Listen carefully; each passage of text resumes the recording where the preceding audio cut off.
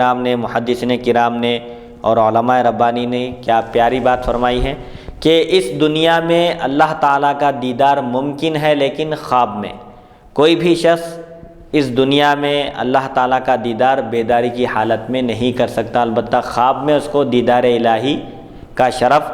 حاصل ہو سکتا ہے، جیسا کہ امام احمد بن حنبل رحمۃ اللہ علیہ نے اللہ کو خواب میں دیکھا، خواب میں اللہ تعالیٰ کے دیدار پرنور سے مشرف ہو کر عرض کیا کہ اے مولا، اگر بندہ تیرا تقرب حاصل کرنا چاہے تو اس کی صورت کیا ہے؟ تو اللہ تعالیٰ نے فرمایا کہ بندہ میرا قرب حاصل کر سکتا ہے قرآن کی تلاوت کے ذریعے۔ قرآن کی تلاوت کے ذریعے اللہ کا جس قدر بندے کو تقرب حاصل ہوتا ہے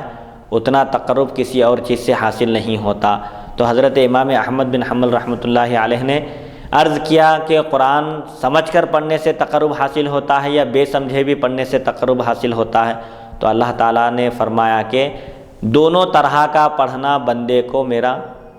مقرب بناتا ہے، یعنی بندہ چاہے قرآن کی تلاوت سمجھ کر کرے، یعنی قرآن کے معانی، مفاہیم اور مطالب کو سمجھ کر تلاوت کرے یا بے سمجھے بھی تلاوت کرے، ہر دو طرح کی تلاوت میں بھی بندہ میرا مقرب بنتا ہے۔ تو بہرحال علماء کرام کا یہ عقیدہ ہے، قرآن اور حدیث سے بھی ثابت ہے اور عقیدے کی کتابوں میں بھی لکھا ہوا ہے کہ اللہ تعالیٰ کا دیدار دنیا میں خواب میں کیا جا سکتا ہے، لیکن بیداری کی حالت میں یہ شرف حضور اکرم صلی اللہ علیہ وسلم کے علاوہ کسی کو حاصل نہیں ہوا۔ اب جو لوگ یہ کہتے ہیں کہ بھئی اللہ تعالیٰ کا دیدار اس دنیا میں کس طرح ممکن ہے، آخرت میں سب بندے اللہ کا دیدار کریں گے، کافر، مشرک، مسلمان سب دیدار کریں گے، اس میں کسی کا کوئی اختلاف نہیں ہے، جنت میں اللہ تعالیٰ کا دیدار ہوگا، وہ کس طرح ممکن ہے؟ اس لیے کہ جنت میں جب داخل کیے جائیں گے مسلمان تو ان کا جسم دنیا کا جسم نہیں رہے گا۔ دنیا میں انسان کا جسم کثیف ہے اور روح لطیف ہے، لیکن انبیاء کرام کا معاملہ یہ ہے کہ ان کا جسم بھی لطیف ہوتا ہے اور ان کی روح بھی لطیف ہوتی ہے، جبکہ جنت میں جو دیدار کریں گے بندے ان کا جسم وہاں پر لطیف ہوگا، روح بھی لطیف ہوگی، اسی لیے اللہ تعالیٰ کا دیدار ممکن ہوگا۔ لیکن حضور اکرم صلی اللہ علیہ وسلم کا جسم مبارک دنیا میں بھی لطیف ہے، آخرت میں بھی لطیف ہے، اس لیے آپ کے لیے دیدار دنیا میں بھی ممکن ہے۔ اب جو لوگ دیدار کیے کہتے ہیں، دیدار کو، رؤیت کو ثابت کرتے ہیں، وہ یہ کہتے ہیں کہ اللہ تعالیٰ کا دیدار ہوا، اور اس آیت میں جو مراد ہے کہ نگاہیں اللہ تعالیٰ کا ادراک نہیں کر سکتی، وہاں پر احاطہ کرنا مراد ہے، دیدار کی نفی نہیں ہے۔ اور حضرت عائشہ صدیقہ رضی اللہ عنہا جو نفی کر رہی ہیں حضور اکرم صلی اللہ علیہ وسلم نے اللہ کو دیکھا، کوئی اگر ایسا کہے تو اس نے اللہ پر بہتان باندھا، بہت بڑا الزام لگایا، یہ حضرت عائشہ صدیقہ رضی اللہ عنہا کا اجتہاد ہے، انہوں نے کوئی دلیل، کوئی حدیث شریف پیش نہیں کی، ان کا یہ اجتہاد ہے۔ ایک آیت کا مفہوم انہوں نے بیان کیا کہ اس آیت سے معلوم ہوتا ہے کہ اللہ تعالیٰ کا جب ادراک نہیں کر سکتی نگاہیں تو دیکھ بھی نہیں سکتی، حالانکہ اس آیت میں صرف احاطے کی نفی ہے۔ جیسے ہم کسی شخص کو دیکھتے ہیں تو وہ مکمل ہماری نگاہوں میں آ جاتا ہے، لیکن اللہ تعالیٰ کا دیدار ایسا نہیں ہے کہ اللہ تعالیٰ کسی کے آنکھوں میں، کسی کی نگاہوں میں سما جائے، اس سے اللہ تعالیٰ کی ذات بلند و بالا ہے، پاک ہے۔ اب کسی کو ہم دیکھتے ہیں تو ایک جہت ہوتی ہے، ایک جگہ ہوتی ہے، ایک مکان ہوتا ہے، لیکن اللہ تعالیٰ مکان و مکانیہ سے پاک ہے، جہت سے پاک ہے، شکل و اشکال سے پاک ہے، صرف دیدار ہوگا، لیکن دیدار کی کیفیت بیان نہیں کی جا سکتی جو محدثین کرام، اسی لیے علماء کرام کا مختار اور پسندیدہ راجح مذہب یہ ہے کہ حضور اکرم صلی اللہ علیہ وسلم نے معراج کی شب اپنی آنکھوں سے اللہ تعالیٰ کا دیدار فرمایا، احاطہ نہیں کیے، احاطے کی نفی ہے، مطلق رؤیت کی نفی نہیں ہے۔ پھر بی بی عائشہ رضی اللہ عنہ یہ فرماتی ہیں کہ یہ آیت کی تفسیر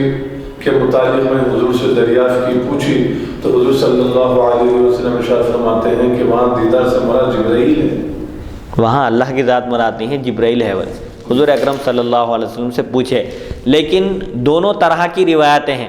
ایک روایت میں ہے حضور اکرم صلی اللہ علیہ وسلم سے پوچھا گیا کیا آپ نے اللہ کو دیکھا ہے؟ تو حضور اکرم صلی اللہ علیہ وسلم نے فرمایا نور انی رأیتہ یا انا اراہ۔ ایک روایت میں ہے کہ جو لوگ نفی کرتے ہیں رؤیت کی وہ کہتے ہیں پڑھتے ہیں انا اراہو، اللہ تعالیٰ کی ذات تو نور ہے، سراپا نور ہے وہ، میں کیسے اس کا دیدار کر سکتا ہوں؟ مخلوق خالق کے دیدار کی صلاحیت نہیں رکھتی، یہ فرمائے۔ اور ایک روایت میں ہے کہ نورن انی رأیتہ، آپ نے اللہ کو دیکھا ہے، حضور سے پوچھا گیا تو آپ نے فرمایا نور ہے، یقیناً میں نے اس کا دیدار کیا ہے، اس کی رؤیت کا شرف حاصل کیا ہے۔ اور قرآن پاک کی ایک آیت میں اللہ تعالیٰ فرماتا ہے وما جعلنا الرؤیا التي اریناک الا فتنة للناس، اور جو رؤیا کے معنی اصل میں خواب کے آتے ہیں، لیکن حضرت سیدنا ابن عباس رضی اللہ عنہما اس آیت کی تفسیر کرتے ہوئے فرماتے ہیں کہ وہاں پر رؤیا سے مراد خواب میں دیکھنا نہیں ہے، بلکہ وہ دیدار ہے جو اللہ تعالیٰ نے نبی کریم صلی اللہ علیہ وسلم کو جس کا شرف عطا فرمایا۔ اور حضرت امام احمد بن حنبل بیداری کی حالت میں اللہ تعالیٰ کا دیدار کیے، حضور آنکھوں سے دیکھنا مراد ہے، خواب میں نہیں۔ اور معراج کا جو واقعہ ہے ایک عظیم الشان اور حیرت انگیز، عقلوں کو حیرت میں ڈال دینے والا واقعہ ہے۔ بعض لوگ تو جسمانی معراج کا ہی انکار کر دیتے ہیں، غلط ہے، کیونکہ جسمانی معراج کا ثبوت قرآن مجید سے ہے۔ اللہ تعالیٰ قرآن پاک میں ارشاد فرماتا ہے پاک ہے وہ ذات جس نے اپنے بندے کو رات کے ایک مختصر سے حصے میں مسجد حرام سے مسجد اقصیٰ تک لے گئی۔ تو عبد کہتے ہیں روح اور جسم دونوں کے مجموعے کو عبد کہتے ہیں، صرف روح کو عبد نہیں کہتے اور صرف جسم کو عبد نہیں کہتے۔ تو جسمانی معراج ایک مرتبہ ہوئی، اور حضرت عائشہ صدیقہ رضی اللہ عنہا سے حضور کا نکاح معراج کے واقعے کے بعد ہوا، اور وہ انکار کر رہی ہیں، تو ان کو اطلاع نہیں تھی، معلوم نہیں تھا، یا ان کا اجتہاد ہے جس میں غلطی بھی ہو سکتی ہے۔ انہوں نے قرآن کی آیت سے استدلال کرتے ہوئے کہا کہ قرآن میں تو اللہ فرماتا ہے کہ نگاہیں اس کا ادراک نہیں کر سکتی، تو ادراک کی نفی ہے۔ ادراک کے معنی ہے احاطہ کرنا، کسی چیز کو دیکھنے کے بعد مکمل وہ چیز انسان کی نگاہوں میں بس جائے، سما جائے۔ اللہ تعالیٰ کا معاملہ ایسا نہیں ہے۔ اور بڑے بڑے ائمہ نے تشریح کی ہے، صراحت کی ہے۔ حضرت امام احمد بن حنبل رحمۃ اللہ علیہ تو قسم کھا کر کہتے تھے کہ حضور اکرم صلی اللہ علیہ وسلم نے اللہ کا دیدار کیا، اور اتنی مرتبہ کہتے تھے کہ ایک سانس میں جتنی مرتبہ کہہ سکتے تھے آپ اتنی مرتبہ کہتے تھے کہ رآ محمد ربہ، محمد صلی اللہ علیہ وسلم نے اپنے رب کا دیدار کیا۔ اور بے شمار آیتوں کی تشریح میں علماء کرام مفسرین کرام فرماتے ہیں کہ اللہ تعالیٰ نے حضرت سیدنا ابراہیم علیہ السلام کو خلت سے نوازا، یعنی اپنا خلیل بنایا، اور موسیٰ علیہ السلام کو ہم کلامی کا شرف عطا فرمایا، اور حضور اکرم صلی اللہ علیہ وسلم کو رؤیت کا شرف عطا فرمایا، اپنے دیدار پر نور سے مشرف فرمایا۔ یہ ایک ایسا شرف ہے، یہ ایک ایسی سعادت ہے جو کسی نبی کے حصے میں نہیں آئی، یہ صرف حضور اکرم صلی اللہ علیہ وسلم کی خصوصیت ہے۔ بہرحال حضرت عائشہ صدیقہ رضی اللہ عنہا کا یہ کہنا یہ محض اجتہاد پر مبنی ہے، ان کا اپنا اجتہاد ہے،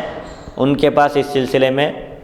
کوئی دلائل نہیں ہیں۔ البتہ دوسری جو روایتیں ہیں اس میں صراحت کے ساتھ آیا ہے کہ حضور اکرم صلی اللہ علیہ وسلم نے اپنے ماتے کی آنکھوں سے اللہ تعالیٰ کا دیدار کیا۔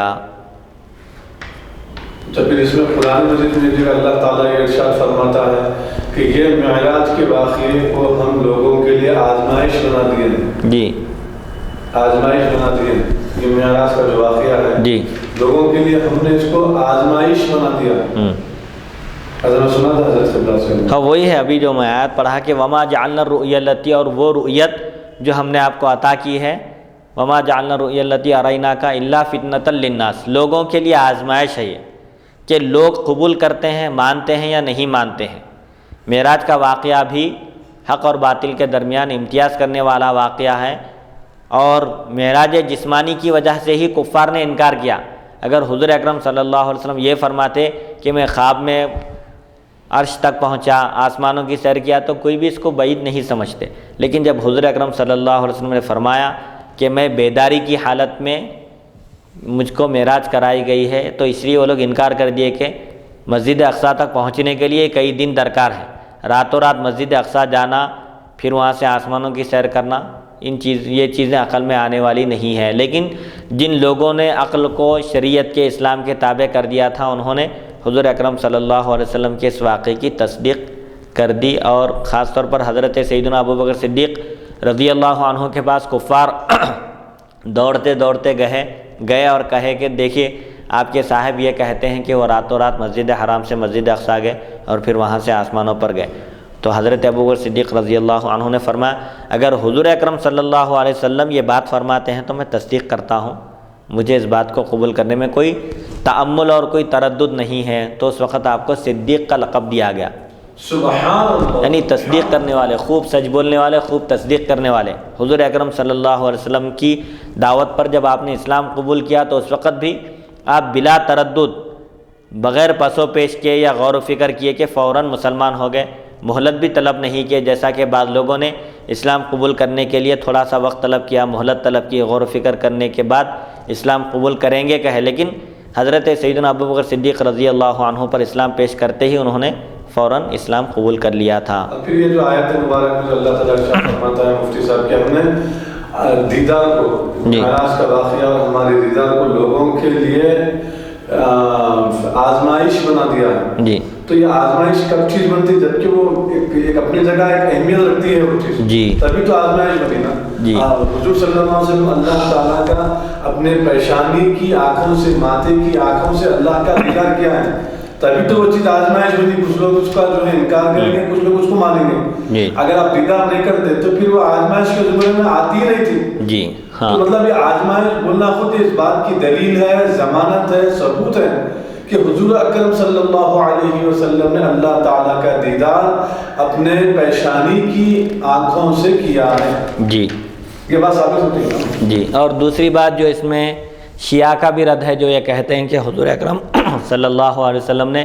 حضرت علی کو بعض خاص باتیں، اسرار اور رموز پر مطلع کیا اور بعض باتیں چھپا دیں، نعوذ باللہ من ذالک۔ حضرت عائشہ صدیقہ رضی اللہ عنہا فرماتی ہیں اگر کوئی یہ کہے کہ حضور اکرم صلی اللہ علیہ وسلم کو جو تبلیغ کا فریضہ انجام دینے کا حکم دیا گیا تھا، آپ نے اللہ تعالیٰ کے احکام میں سے چند باتیں چھپا دی ہیں، پوشیدہ رکھی، نہیں بتائیں لوگوں کو، تو یہ بھی بہت بڑا بہتان ہے، بہت بڑا الزام ہے، کیونکہ اللہ تعالیٰ قرآن پاک میں فرماتا ہے یا ایھا الرسول بلغ ما انزل الیک من ربک، آپ کے رب کی جانب سے جو کچھ نازل کیا گیا ہے اس کی تبلیغ کر دیجئے، اس کو لوگوں تک پہنچا دیجئے۔ تو حضور اکرم صلی اللہ علیہ وسلم نے پہنچا دیا۔ اور حجۃ الوداع کے موقع پر آپ نے لوگوں سے پوچھا بھی کہ لوگوں کیا میں نے تم تک اللہ کا پیغام پہنچا دیا؟ تو لوگوں نے کہا ہاں آپ نے اللہ کا پیغام پہنچا دیا۔ تو آپ نے فرمایا کہ تم گواہ رہو کہ میں نے اللہ کے احکام کی تبلیغ کر دی ہے۔ اب تیسری چیز جس کے بارے میں حضرت عائشہ صدیقہ رضی اللہ عنہا فرماتی ہیں، اور جو یہ گمان کرے، زعم کرے کہ حضور اکرم صلی اللہ علیہ وسلم آنے والے کل کی بات جانتے ہیں، تو یہ بھی بہت بڑا بہتان ہے۔ یہاں بھی آپ اپنے اجتہاد سے فرما رہی ہیں۔ قرآن کی ایک آیت میں اللہ تعالیٰ فرماتا ہے کہ آسمان اور زمین کا غیب تو صرف اللہ ہی جانتا ہے، تو یہ حقیقی معنی میں غیب جاننے والا اللہ ہی ہے، اور ہم حضور اکرم صلی اللہ علیہ وسلم کو جو عالم الغیب کہتے ہیں، آپ کو غیب کا علم تھا کہتے ہیں، ہماری دلیل ہے قرآن پاک میں اللہ تعالیٰ ارشاد فرماتا ہے وما هو علی الغیب بضنین، اور رسول اکرم صلی اللہ علیہ وسلم غیب بتانے میں بخیل نہیں ہیں۔ بخیل کس کو کہتے ہیں؟ جس کے پاس مال و دولت ہو اور وہ خرچ نہ کرے تو ہم اس کو بخیل کہتے ہیں۔ ایک شخص ہے جس کے پاس پیسے ہی نہیں ہیں تو اس کو بخیل کیسے کہیں گے؟ پیسے رکھ کر خرچ نہ کرے تو جب بخیل کہیں گے۔ تو غیب بتانے میں بخیل نہیں ہے، مطلب یہ ہے کہ غیب جانتے ہیں، غیب کا علم ہے، اور جب پوچھا جاتا ہے تو ضرور بتاتے ہیں۔ چنانچہ بے شمار احادیث شریفہ ہیں۔ ایک مرتبہ حضور اکرم صلی اللہ علیہ وسلم کے علم کے بارے میں تانا دیا گیا۔ منافقوں نے کہا کہ یہ کہتے ہیں کہ یہ فلاں چیز جانتے ہیں، فلاں چیز جانتے ہیں، جبکہ ہم منافق ہیں، ہمارے دلوں میں نفاق ہے، ہم صرف زبان سے کلمہ طیبہ پڑھیں، ہم ان کے ساتھ ہیں، ہم کو نہیں پہچان رہے، اور آسمان اور زمینوں کی خبر دے رہے ہیں۔ تو اللہ تعالیٰ نے حضور اکرم صلی اللہ علیہ وسلم سے فرمایا کہ یہ منافق ہیں، منافقوں کی نشانیاں بھی بتا دی گئی۔ تو حضور اکرم صلی اللہ علیہ وسلم ممبر پر کھڑے ہو کر رونق افروز ہو کر فرمائے کہ قوموں کا کیا حال ہو گیا ہے، لوگوں کا کیا حال ہو گیا ہے کہ وہ میرے علم کے بارے میں طعنہ دیتے ہیں، جس کو جو پوچھنا ہو قیامت تک کے بارے میں وہ مجھ سے پوچھ لے، جو چاہو پوچھو۔ مطلق سوال تھا حضور اکرم صلی اللہ علیہ وسلم کا۔ تو اس وقت ایک صحابی نے کھڑے ہو کر عرض کیا، ان کے والد کے بارے میں ان کو طعنہ دیا جاتا تھا کہ وہ فلاں کے بیٹے نہیں ہیں۔ تو انہوں نے کہا کہ یہ اچھا موقع ہے، فوراً اٹھ کر کھڑے ہوئے اور حضور اکرم صلی اللہ علیہ وسلم سے پوچھا کہ میرے والد کون ہیں؟ تو حضور اکرم صلی اللہ علیہ وسلم نے فرمایا کہ تمہارے والد حذافہ ہیں۔ یہ تو صرف والد اور والدہ دونوں ہی بتا سکتے ہیں کہ ان کا بیٹا کون ہے حقیقت میں، لیکن حضور اکرم صلی اللہ علیہ وسلم کو اللہ نے اپنے فضل و کرم سے تمام علوم عطا فرمائے تھے۔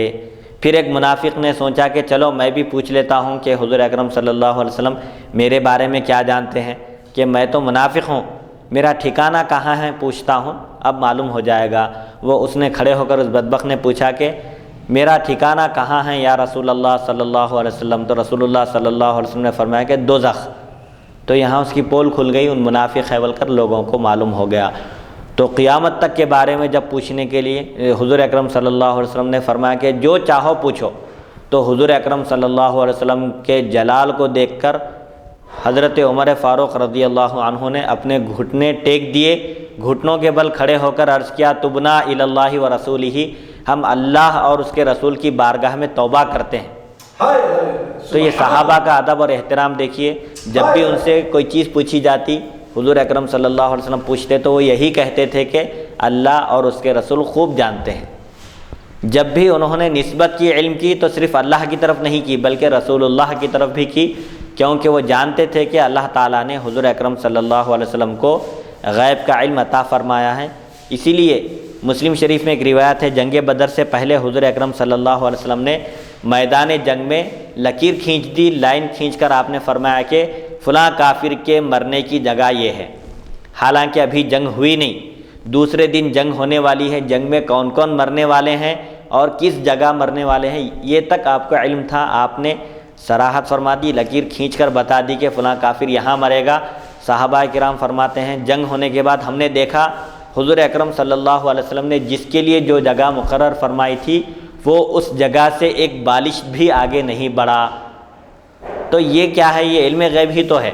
آنے والے کل کے بارے میں آپ بتا رہے ہیں۔ بہرحال یہ ایک طویل موضوع ہے جس میں بحث کرنے کے لیے کافی وقت کی بھی ضرورت ہے، اور بے شمار احادیث شریفہ ہیں جس میں حضور اکرم صلی اللہ علیہ وسلم نے مستقبل کے بارے میں پیشن گوئیاں فرمائی۔ اہل سنت و جماعت یہی کہتے ہیں کہ اللہ نے حضور اکرم صلی اللہ علیہ وسلم کو علم غیب عطا فرمایا۔ اللہ کے اور رسول اللہ صلی اللہ علیہ وسلم کے علم غیب میں فرق یہ ہے کہ اللہ کا علم ذاتی ہے اور حضور اکرم صلی اللہ علیہ وسلم کا علم عطائی ہے۔ اللہ کا علم لامحدود ہے اور حضور اکرم صلی اللہ علیہ وسلم کا علم اللہ کے علم کے مقابلے میں محدود ہے۔ اور حضور اکرم صلی اللہ علیہ وسلم فرماتے ہیں کہ انبیاء کا علم اللہ کے علم کے مقابلے میں ایسے ہی ہے جیسے ایک سمندر ہے جس میں ایک چڑیا چونچ ڈالی اپنا پانی پینے کے لیے، تو اس کی چونچ میں کتنا پانی آئے گا؟ بس انبیاء کی علم کی حیثیت اللہ کے علم کے مقابلے میں ایسی ہے۔ اللہ جو تمام کائنات کا خالق ہے، مالک ہے، تمام جہانوں کا پروردگار ہے، اس کا علم ساری کائنات کو محیط ہے، اس کا علم لامحدود ہے اور عطائی ہے۔ اور بندوں کا علم اللہ کا علم ذاتی ہے، بندوں کا علم عطائی ہے۔ اللہ کا علم لامحدود ہے اور ذاتی ہے، اور اللہ تعالیٰ نے حضور اکرم صلی اللہ علیہ وسلم کو جو علم عطا فرمایا، حضور اکرم صلی اللہ علیہ وسلم کے لیے وہ علم عطائی ہے۔ اللہ کی عطا سے آپ جانتے ہیں، اللہ کے بتانے سے آپ جانتے ہیں۔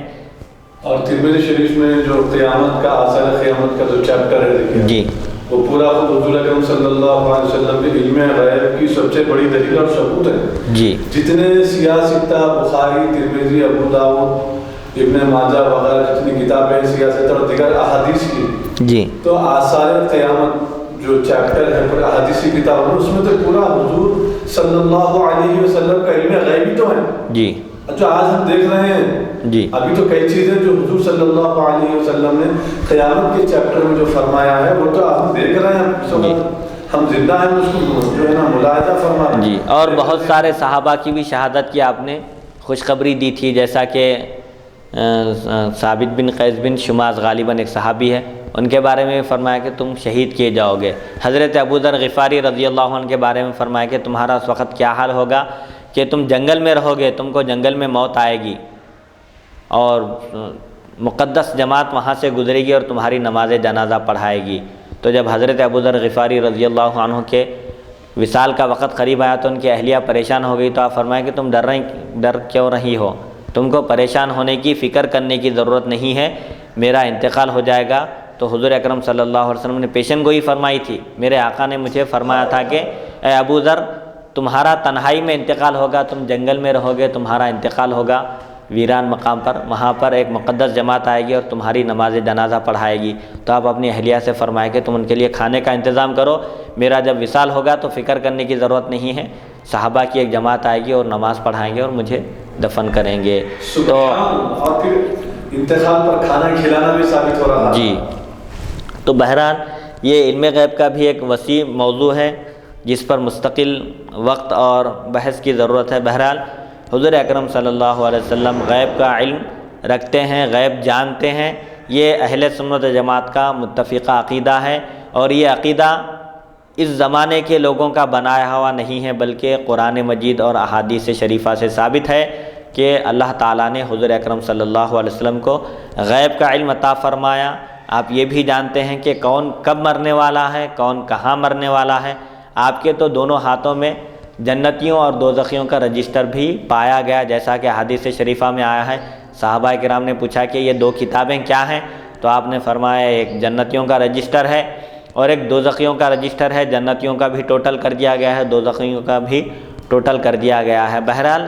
ایسے بہت سارے واقعات ہیں جس میں حضور اکرم صلی اللہ علیہ وسلم نے آنے والے کل کے بارے میں خبر دی، اور وہ واقعہ بھی بہت مشہور ہے۔ جنگ خیبر کے موقع پر فتح نہیں ہو رہی تھی، حضور اکرم صلی اللہ علیہ وسلم نے صحابہ کرام کو جمع کر کے فرمایا کہ میں کل ایک شخص کو جھنڈا دینے والا ہوں جو اللہ سے محبت کرتا ہے، اللہ اور اس کے رسول سے محبت کرتا ہے، اور اللہ اور اس کے رسول بھی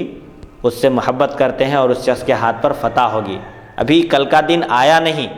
اس سے پہلے آپ خبر دے رہے ہیں کہ کل میں ایک شخص کو جھنڈا دینے والا ہوں، اور وہ اللہ سے محبت کرتے ہیں اور اللہ ان سے محبت کرتا ہے، ان کے ہاتھ پر فتح و نصرت ہوگی۔ چنانچہ جب دوسرا دن آیا، صحابہ کرام رات میں بے چین رہے، بے قرار رہے کہ یہ شرف اور یہ سعادت کس کے نصیب میں آنے والی ہے، کس کے حصے میں آنے والی ہے، اسی فکر میں رات بھر وہ سوئے بھی نہیں۔ جب دوسرا دن جب صبح ہوئی تو صحابہ کرام حضور اکرم صلی اللہ علیہ وسلم کی خدمت میں حاضر ہوئے، تو آپ نے پوچھا کہ علی کہاں ہے؟ تو صحابہ نے عرض کیا کہ علی کو آشوب چشم ہو گیا ہے، اسی وجہ سے وہ حاضر نہیں ہوئے۔ تو حضور اکرم صلی اللہ علیہ وسلم نے حضرت علی رضی اللہ عنہ کو طلب فرمایا، اور ان کے آنے کے بعد اپنا لعاب مبارک ان کی آنکھ پر آپ نے ملا لگایا، تو فوراً ان کی وہ شکایت دور ہو گئی، ان کی وہ تکلیف اور وہ بیماری رفع ہو گئی۔ پھر آپ نے حضرت علی رضی اللہ عنہ کے دست مبارک میں جھنڈا عطا فرمایا اور فتح ہوئی۔ تو یہ دوسرے دن کے بارے میں پہلے ہی آپ بتا رہے ہیں، آنے والے کل کی خبر دے رہے ہیں کہ آنے والے کل فتح ہوگی، نصرت ہوگی، کامیابی ملے گی، اور ایک جھنڈا میں دوں گا ایک شخص کو جو اللہ اور اس کے رسول سے محبت کرتے ہیں، اور اللہ اور اس کے رسول ان سے محبت کرتے ہیں۔ بہرحال یہ بہت سارے واقعات ہیں۔ خود حضرت عثمان غنی رضی اللہ عنہ سے بھی آپ نے فرمایا تھا کہ اللہ تم کو ایک قمیص پہنائے گا اور لوگ اس قمیص کو اتارنا چاہیں گے لیکن تم اس قمیص کو نہیں اتارنا۔ تو یہ ان کی شہادت کی طرف اشارہ تھا کہ جب آپ کو خلیفہ بنایا جائے گا، لوگ آپ کو خلافت سے معزول کرنا چاہیں گے، شہید ہو جانا لیکن وہ پوسٹ نہیں چھوڑنا، وہ درجہ نہیں چھوڑنا، خلافت کی ذمہ داری سے دستبردار نہیں ہونا۔ چنانچہ حضرت عثمان غنی رضی اللہ عنہ شہید ہو گئے، اور حضور اکرم صلی اللہ علیہ وسلم کے حکم عالی کے مطابق آپ نے خلافت سے دستبرداری اختیار نہیں کی، آخر وقت تک خلیفہ رہے۔ امام حسین کے بارے میں فرمایا کہ ایک سرزمین پر میرے اس نواسے کو شہید کر دیا جائے گا۔ بہت سارے واقعات ہیں بہرحال، جس تفصیل کو بیان کرنے کے لیے کافی وقت درکار ہے۔ حدیث نمبر 3202، حدثنا محمد بن موسى البصري الحرشي حدثنا زياد بن عبد الله البكائي بن السائب عن سعيد بن جبير عن عبد الله بن عباس قال أتى ناس النبي صلى الله عليه وسلم فقالوا يا رسول الله أنا أكل ما نقتل ولا نأكل ما يقتل الله فأنزل الله فكلوا مما ذكر اسم الله عليه إن كنتم بآياته مؤمنين إلى قوله وإن أطعتموهم إنكم لمشركون۔ هذا حديث حسن غريب وقد روي هذا الحديث من غير هذا الوجه عن ابن عباس أيضا ورواه بعضهم عن عطاء بن السائب عن سعيد بن جبير عن النبي صلی اللہ علیہ وسلم مرسلا۔ حضرت عبداللہ بن عباس رضی اللہ عنہما سے روایت ہے، کچھ لوگ نبی کریم صلی اللہ علیہ وسلم کی خدمت میں حاضر ہوئے اور عرض کیا، یا رسول اللہ صلی اللہ علیہ وسلم، کیا ہم اس چیز کو کھا لیں جسے خود شکار کریں، قتل کریں، اور جسے اللہ تعالیٰ طبعی موت دے، مار ڈالے، اسے نہ کھائیں؟ اس پر اللہ تعالیٰ نے یہ آیت نازل کی، پس تم کھاؤ جو کچھ ان چیزوں میں سے جن پر اللہ کا نام لیا گیا، اگر تم اس کی آیتوں پر ایمان رکھتے ہو، یعنی بسم اللہ واللہ اکبر کہہ کر ذبح کیے ہوں تو کھاؤ۔ اور جو جانور طبعی طور پر مر جائے اس کو نہ کھاؤ۔ مشرکین مکہ یہ کہتے تھے کہ خود مار ڈال کر کھا سکتے اور اللہ مار ڈالا تو اس کو نہیں کھا سکتے، کہ ہم جانور کو بولتے تھے، تو یہ حرام ہے۔ اگر جانور کو ذبح نہیں کیا گیا اور جانور خود سے مر گیا ہے، یا گلے میں رسی بندھی ہوئی تھی اور ٹائٹ ہو کر گلا دب کر مر گیا ہے، یا پہاڑ کے اوپر سے بلندی سے گر کر مر گیا ہے، یا گلا گھونٹ کر مار دیا گیا ہے، تو ایسے جانور کا کھانا حرام ہے، اس کا گوشت حرام ہے۔ البتہ ذبح کرنے کا مقصد کیا ہے؟ خون جو اس کے اندر بہتا ہوا خون ہے، وہ خون بہہ جاتا ہے ذبح کرنے کی وجہ سے، اس کے بعد جانور حلال ہو جاتا ہے۔ تو ذبح کرنا اور شرعی طریقے پر ذبح کرنا، یعنی بسم اللہ واللہ اکبر کہہ کر ذبح کرنا شرط ہے جانور کے حلال ہونے کے لیے۔ ایک غیر مسلم ذبح کر دیا نہیں کھا سکتے، کیونکہ وہ غیر اللہ کے نام پر ذبح کرتا ہے یا ایسے ہی ذبح کر دیتا ہے۔ اسی لیے ذبح میں شرط کیا ہے؟ شرعی طریقے سے ذبح ہونا، جانور کو ایک تو ذبح کرنا اور اللہ کا نام لے کر ذبح کرنا شرط ہے۔ تو مشرکین کے اس باطل اور فاسد خیال کی تردید کر دی گئی کہ اگر تم کو اللہ کی آیتوں پر ایمان ہو تو پھر جس جانور پر اللہ کا نام لیا گیا، بسم اللہ واللہ اکبر کہہ کر ذبح کیا گیا ہے، اس کو کھاؤ، اور اگر تم مشرکوں کی بات مانو گے تو پھر تم بھی مشرک ہی قرار دیے جاؤ گے۔ اللہ اکبر۔ البتہ اگر کوئی جانور ذبح کرتے وقت غلطی سے بھول کر بسم اللہ واللہ اکبر چھوڑ دے، یعنی ہیبت میں ایک قسم کی ہیبت ہوتی ہے جانور کو ذبح کرتے وقت، جانور سنبھلتا نہیں، ایسے وقت پر انسان بھول جا سکتا ہے۔ اگر کوئی بھولے سے بسم اللہ واللہ اکبر پڑھنا بھول جائے، چھوڑ دے اور ذبح کر دے تو وہ جانور احناف کے پاس حلال ہے۔ البتہ عمدن جانتے بوجھتے یاد ہے اس کو دعا پڑھنا ہے جانور کو ذبح کرتے وقت بسم اللہ واللہ اکبر کہنا ہے، یہ جانتے بوجھتے اگر ترک کر کے ذبح کر دے تو وہ جانور حرام ہے، کھا نہیں سکتے۔ اور امام شافعی کے پاس ہر صورت میں کھا سکتے ہیں، چاہے بھول کر ذبح کرے بسم اللہ واللہ اکبر نہ پڑھے یا عمدن نہ پڑھے، کیونکہ وہ یہ کہتے ہیں کہ ہر مومن کے دل میں اللہ کا نام ہوتا ہے، ذکر ہوتا ہے، اب پڑھنے کی ضرورت نہیں ہے، بھول گیا